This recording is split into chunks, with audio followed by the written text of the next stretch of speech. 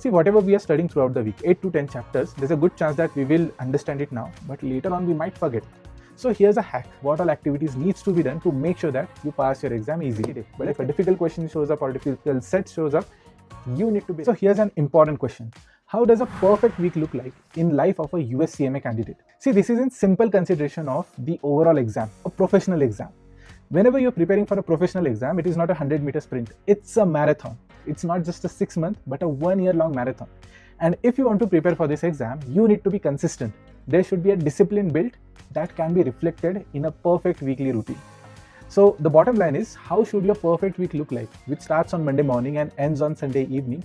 What all activities needs to be done to make sure that you pass your exam easily? Let's get started with the overall routine. But before getting started, this is also a reflection. The routine we are going to discuss is also a reflection of anyone who joins FinStreet Education. This is how your usual week look like at FinStreet Education. Before getting started, one more thing. If you're new to the channel, then hi, my name is Aditya Shelar. I'm founder and CEO at FinStreet Education, where I teach US CMA program. I'm a seasoned professional in the field of finance, strategy, and sustainability. I've completed CMA certification, FRM certification, and my MBA from IIM Lucknow. And I've worked with giants such as KPMG, FIS, and Deutsche Bank. Let's get started.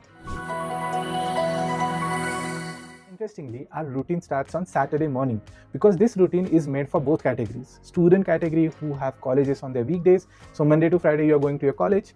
For professionals, they have their offices on weekdays. So Monday to Friday, you're going to your office. But on Saturday, you're fairly available. You can start your routine on Saturday.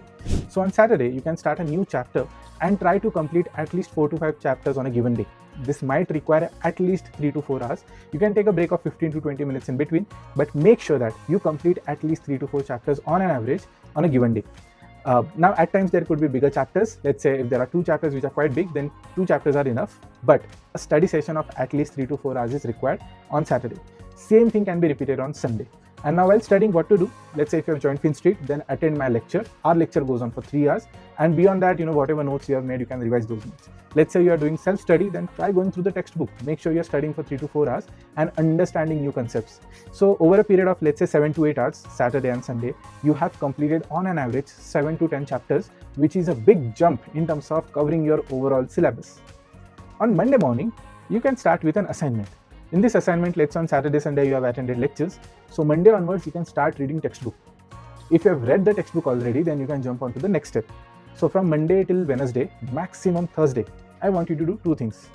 See, once we understand concepts through a lecture or through reading, we need to test our understanding. And for this, we need a question bank at hand. So whatever question bank you have, 3-4 publications which are quite well known, anything works. Before going ahead, I have a message for you. I'm on a mission to build India's #1 institute for US CMA.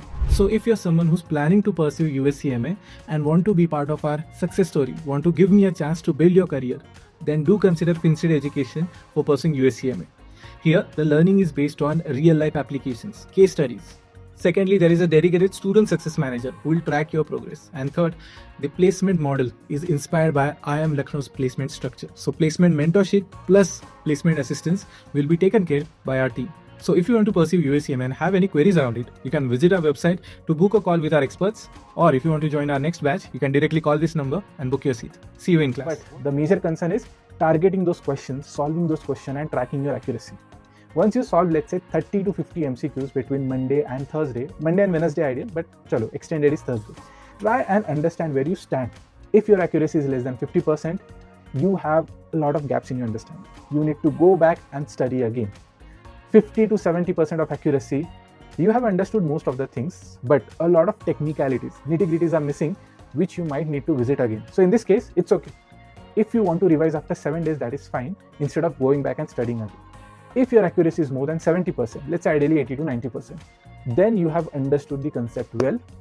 You are safe to move ahead with a bright smile on your face, but this doesn't mean that the revision part is excused. After 7 days, whatever you are studying this week, let's say you started on Saturday and you are studying the same concept till Thursday through MCQs and other tests. Let's say weekly test where you are again appearing for more MCQs. Make sure that you revise your mistakes, you revise whatever notes you have made after a week's time. So Saturday to Thursday, 3 things to be done. First is attending a live lecture or watching a video lecture. Step 2, going through the textbook, understanding the concept, the small technicalities, nitty-gritties and everything. Third is solving 30 to 50 MCQs. Now once you're done with this, on Friday, without any reference to textbook, without any reference to notes, I want you to appear for a small weekly test where whatever understanding has been completed throughout the week, you put it to an ultimate test. Here you have scored, let's say again 70% or more than that. Good. You need some amount of revision after a week. Less than 70%, star mark that chapter, that concept specifically, that this needs your attention after 7 days. Saturday and Sunday you have next concept coming up. So what you can do is, in this time, you can pre-read in the sense, whatever is coming up in the next session, let's say you are attending FinStreet Education, then on Friday, you can go and watch last batch's lectures, video lectures, just to get an idea what's going to happen, or go through the textbook. Or when a schedule is shared with you, you know what chapter we're going to start. Just Google that name or put that name on YouTube and watch random videos just to get an idea what we are going to study tomorrow. This will mentally prepare you to what's coming on, in terms of new chapter on Saturday and Sunday, and you start with the new chapter. So to break down the overall, category or activities which we are targeting throughout the week, Saturday and Sunday we focus on learning new things. Monday to Thursday we emphasize on taking our understanding to the next level through textbooks, through additional notes, through any other flashcards we have. Thursday specifically, we target completion of 30 to 50 MCQs, which will make sure that our understanding is up to a certain level. Friday, we appear for a small weekly test. Saturday, Sunday, we again start repeating the routine. Now, here's a critical point. See, whatever we are studying throughout the week, 8 to 10 chapters, there's a good chance that we will understand it now, but later on we might forget. So here's a hack. Whatever you're studying right now, set up one day in next week. Let's say you have completed your studies till Friday. Next Friday, you have to revise this concept, and not full time. Just set up 20 to 30 minutes where you go through the questions which you got wrong and flag those questions on LMS. Let's say you have access to FinStreet Education, then our question bank has a flagging system. Whichever question you get incorrect or you want to revisit, you can flag those. So that's first point. Second point is, whatever notes you have made, make sure that they are crisp, bullet points, and it covers whatever is required. Third, if there are any questions, case studies you have solved, keep them handy. So whenever you are sparing 20-30 minutes for revision, you can quickly revise whatever you have studied last week. And for how many times you should revise? Ideally 3 times.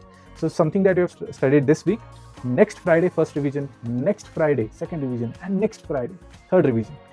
And there's a good chance you don't have to revise it for the rest of the month. And in this way, you can complete a whole section. Let's say you are starting with section A of part 1, you have completed section A with this routine in hand. After the section A is completed, when you start with section B, you have to set one day in a week to revise the whole section. Now this revision can be done through LOS notes, your own notes, some questions you have marked, or anything else. That I'm leaving up to you. If you are with FinStreet, then we have a plan for you. You can download our Excel and follow that. But if you're self-studying, understand where you need to put in your attention. Whatever star mark is there, whatever flat questions are there, those can be preferably visited again whenever you are studying for section B. After section B, when you move to section C, set up one day in a week for section A. Let's say every Monday you're going to revise section A once it is done. Tuesday, you're going to revise section B, the whole thing once section B is done, while continuously studying section C. So in this case, what happens is, as you are moving ahead in terms of your overall curriculum, you don't lose touch with whatever you have studied already.